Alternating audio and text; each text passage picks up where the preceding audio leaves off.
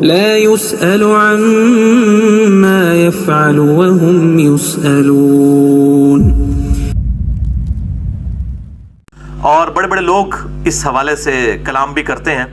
تو میں نے غامدی صاحب سے سوال کیا، میں نے کہا شیخ صاحب یہ بتائیں میں اس اللہ سے محبت کیوں کروں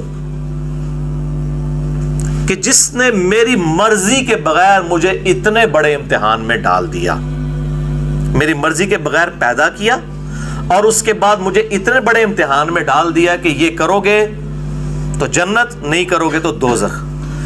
تو ایسی ہستی سے میں ڈر تو ضرور سکتا ہوں کہ پھنسا دیا ہے،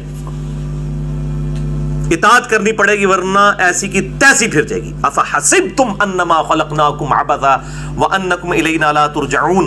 اے انسان کیا تو نے گمان کیا ہم نے تجھے ویسے ہی پیدا کر دیا اور تجھے لوٹ کے اپنے رب کے پاس نہیں آنا؟ جس نے ہماری مرضی کے بغیر ہمیں پیدا کر دیا، ہم اس سے ڈر تو ضرور سکتے ہیں کہ یار پھنسا دیا اور چھوڑے گا نہیں. محبت کا رشتہ جو قرآن میں ہے، والذین آمنوا اشد حبا للہ، جو اہل ایمان ہیں وہ بڑی شدید محبت کرتے ہیں اللہ کے ساتھ.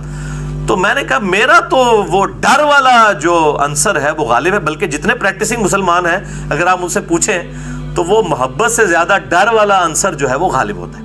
تو انہوں نے کہا کہ یہ بات بالکل ٹھیک ہے کہ ڈر والا عنصر انسان پر غالب ہوتا ہے، تبھی انسان کا قبلہ صحیح رہتا ہے. رہا محبت کا، تو اس سے پہلے انہوں نے ایک بات کی کہ اللہ تعالیٰ نے ہمیں امتحان میں ڈالنے سے پہلے یہ بات تو آؤٹ آف کوسچن ہے کہ اس نے پیدا کیوں کیا ہم سے پوچھے بغیر. وہ تو اللہ نے قرآن میں واضح کہہ دیا لا يسأل عما يفعل وهم يسألون.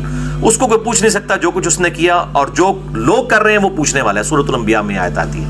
تو یہ تو ہے آؤٹ آف کوسچن. ہاں جہاں تک پوچھنے کا معاملہ ہے تو غامدی صاحب کہنے لگے کہ پوچھا تو ہے. سورۃ الاحزاب کے آخری رکوع میں نے وہ مسئلہ تقدیر والے لیکچر میں بھی ان آیات کو کور کیا تھا، مسئلہ نمبر 104 ABC کے اندر، کہ ہم نے زمین و آسمان کے اوپر امانت کو پیش کیا. زمینوں اور آپشن رکھی تھی، زبردستی نہیں تھی، آپشن تھی کہ چاہو تو مان لو چاہے انکار کر دو. تو سب نے اس بار کو اٹھانے سے انکار کر دیا. زبردستی ہوتی تو وہ بھی اٹھا لیتے. انسان نے اس بار کو اٹھا لیا، اور اللہ تعالیٰ فرماتا ہے کہ وہ جاہل تھا اور ظالم تھا، یعنی اس نے انڈر ایسٹیمیٹ کر لیا جاب کو، اور ظاہر ہے اس کی سرشت ایسی بنائی گئی تھی. لالچ تو انسان کی سرشت کے اندر ہے. تو انہوں نے کہا کہ بیسیکلی یہ اللہ تعالیٰ نے جو انسان کو امتحان میں ڈالا. تو پوچھا، میں نے کہا غامدی صاحب مجھے تو یاد نہیں ہے کہ مجھے کب اللہ تعالیٰ نے میرے پہ امانت پیش کی. تو وہ کہنے لگے آپ کو اپنی والدہ کے پیٹ میں جو زندگی ہے وہ یاد ہے، اور بچپن کے 2-3 سال جو آپ نے گزارے کیا وہ زندگی یاد ہے؟ میں نے کہا نہیں. تو کہنے لگے لیکن وہ یقینی تو ہے. بالکل یقینی ہے.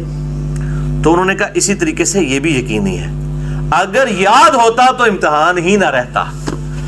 یاد ہوتا تو امتحان کہاں سے ہوتا؟ یہی تو امتحان ہے. اور جو اللہ تعالیٰ ہم نے امانت پیش کی وہ ہماری سرشت میں اللہ تعالیٰ نے ڈالی ہوئی ہے. میں آج آپ سے کہتا ہوں کہ کسی شخص کو یہ آپشن دی جائے کہ اگر یہ کام کر لو، کوئی مشکل کام نہیں، تھوڑے سے اللہ کی اطاعت اختیار کرنی ہے، تو ہمیشہ کی اربوں سال کی زندگی عیاشی والی ملنے والی ہے. اور وہ ایسی زندگی ملنے والی ہے کہ جس زندگی میں کون